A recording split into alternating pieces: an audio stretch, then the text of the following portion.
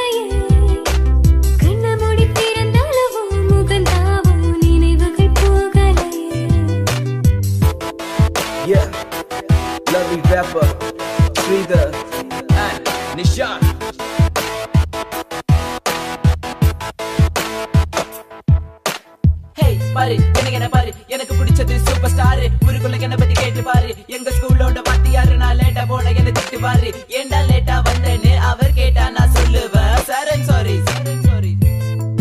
so this is my character எப்போதுமே